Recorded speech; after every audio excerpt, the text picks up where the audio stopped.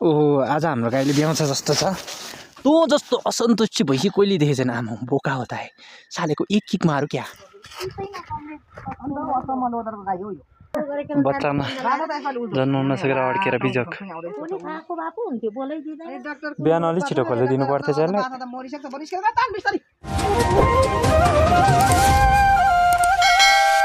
Guys good morning and शुभ प्रभात साथसाथै तपाईँहरूलाई आजको यो भ्लगमा फेरि पनि स्वागत छ। आज पनि तपाईँहरूमा सधैँ चाहिँ डेली भ्लग लिएर आइसकेको छु र अहिले चाहिँ म बिहानको खाजा खाएर अब घाँस काट्नु जानु लागेको होइन। गाईबस्तुलाई बिहान बिहान चाहिँ घाँस काट्नुपर्छ अनि अब म त्यही काममा जाँदैछु। सो गाइज घाँसमा जानुभन्दा पहिला चाहिँ यहाँ भैँसीलाई खोलिदिनु पर्ने भएर म चाहिँ यहाँ खोलिदिँदैछु। हिजो एक बोल खोले नखाइ त्यतिकै छोडेछ झन् त्यसमा यहाँ तातो खोले ल्याएर फिटेर दिँदैछु।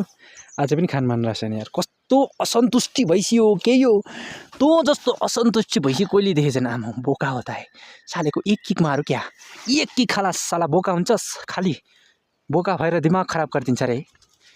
खोले चाहिँ नखाएर यसलाई त बेच्नु पर्ने क्या साला व्यापारी आएको गर्छ हेर्नु। आँखा लागेर केही छैन होइन रुनिस तिमी चाहिँ खोले रुँग ल म घाँस काट्नु जानु पर्यो। रुङ्नु सक्छौ खोले रुङ्नु सक्छौ म घाँस काट्नु जानु पर्यो। उयो खोले रुङ्ग न भैँसीले खोले पकाउँछ कि उयो के हो टिप्देऊ न मलाई उयो टिप्देऊ न उयो के हो उयो यो घरि घाँस टिपेर देऊ त मलाई एउटा सिस्नु हो त्यो ए म त होइन होला घाँस पो लाउनु त्यो त थाहा छ पोल्छ भनेर छिटो खा रे भैँसी खा साला घिच फेट्छस् है। ओहो आज हाम्रो गाईले ब्याउँछ जस्तो छ।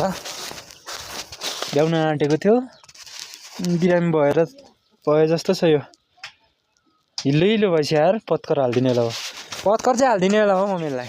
ऊ त्यो हाम्रो गाईले होइन तिमी जस्तै नानी जन्माउनु आँटेछ थाहा पायो। अब तिमीले नि गाईको बिगौती खानु पाउने भयो दुध खानु पाउने भयो होइन।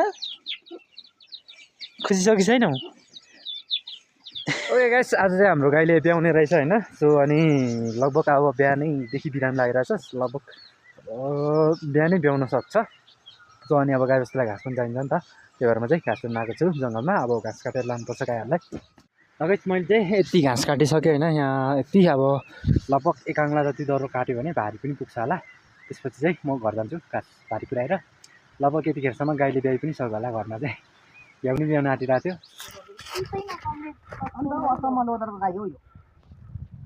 ती बस्नु नि छेउमा के छ यहाँसम्म भन्दा काम म तान्नु बच्चामा जन्म नसकेर अड्केर बिजक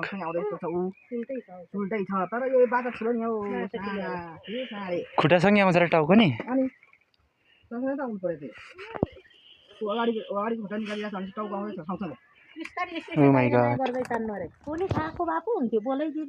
बिहान अलिक छिटो खोलिदिनु पर्थ्यो चाहिँ।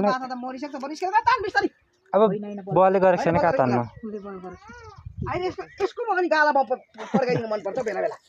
बल्ल बल्ल तानेर निकाल्यो।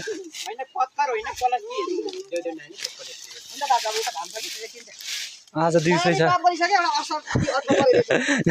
नानीले हेर्दैन हो राखेको कुरोमा।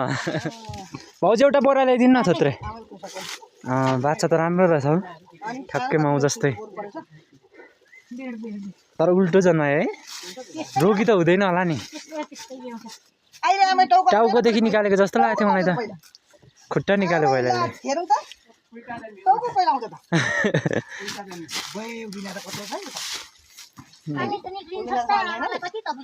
डरको रहेछ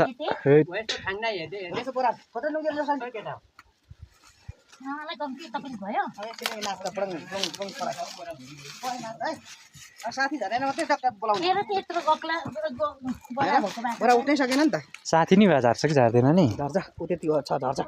अब दिदी तातो दिउँ त उता जाऊ न फोर्की कि खान्छस् ल चाटेकै छैन त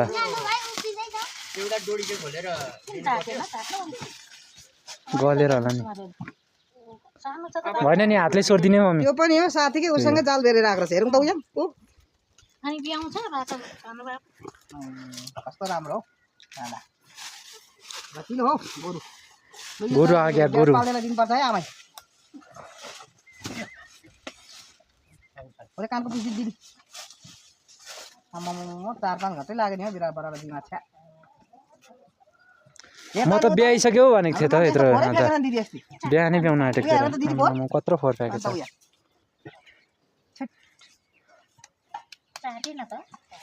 अब चाट्छ बरा चाटेन नि दिउँसो चाहिँ हातले सोधेर पनि हुन्छ कमिलाइन्छ काम छ पानी आउँछ नि टङ्गाउनु साह्रो थियो अस्ति हाम्रो धन्नै घाम लागिरहेछ आज टङ्गायो आइराखेको हेरेको खोले नि खान थाल्यो अब चाहिँ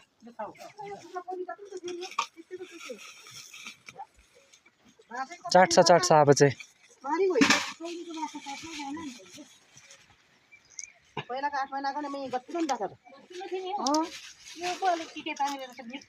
दिदी साथी चाहिँ धरेर चाहिँ के गरेर तातो त खुवाउ सेम टु सेम माउै जन्मेछ हेरौँ भुडी त हाडे गाईको यस्तो हुन्छ बेला क्याक्क्याक्क घट्यो त है बुढी त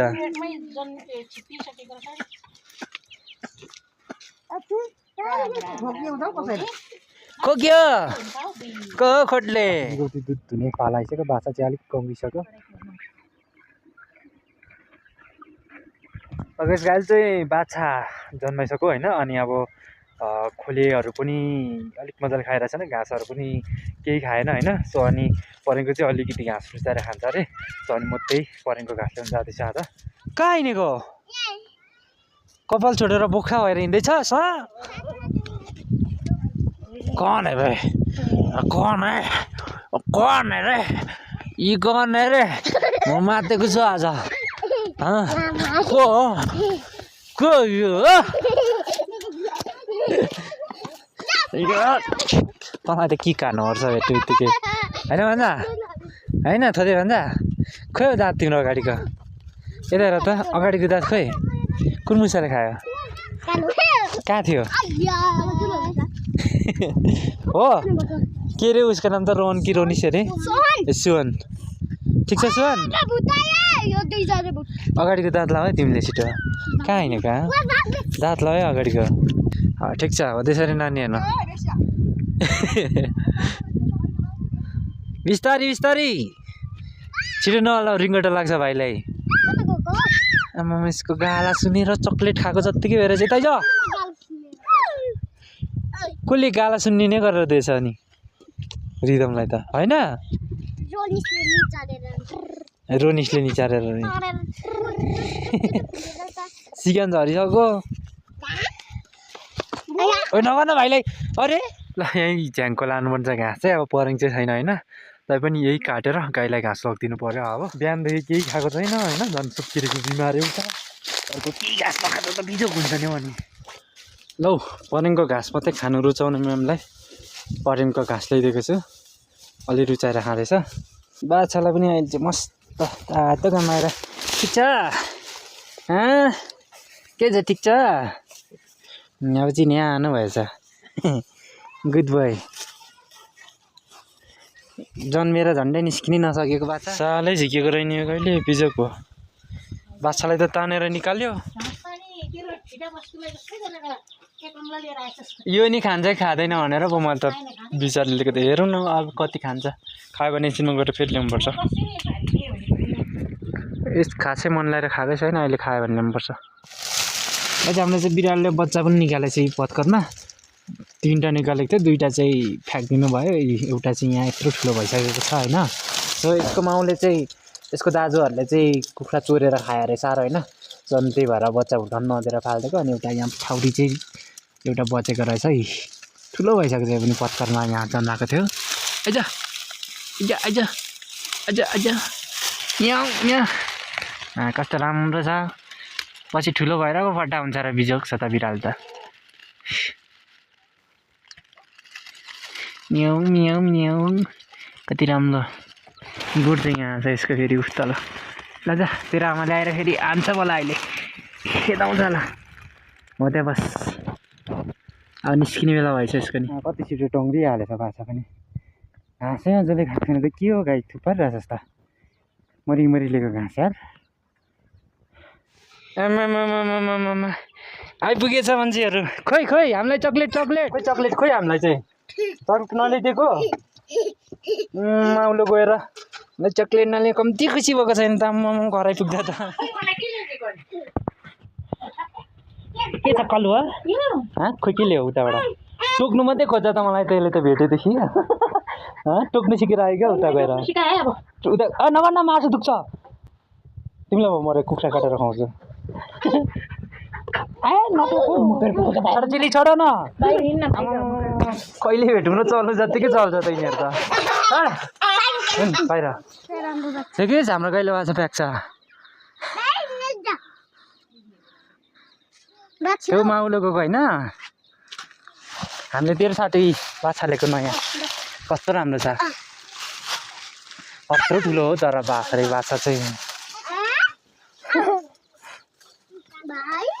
भाइ आयो भाइ यहाँ देखो भाइ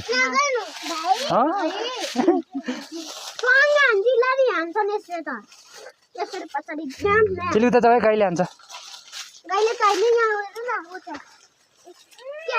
के हेरेको अहिले कि कान्दिलाई कि बाछीले त्यसरी हान्नु नि भाइलाई माया गर्नु पर्दैन माया गर भाइलाई हो गुड बोय हजुर ओ गाईले हान्छ ल हिँड भयो गाईले हान्छ खेल बाबु बल्ल बल्ल घर आइपुगेको होइन कहिले घर आइपुगेर खेलौँ भइरहेको थियो होइन त्यहाँ चारोमा नगर्ने चारोमा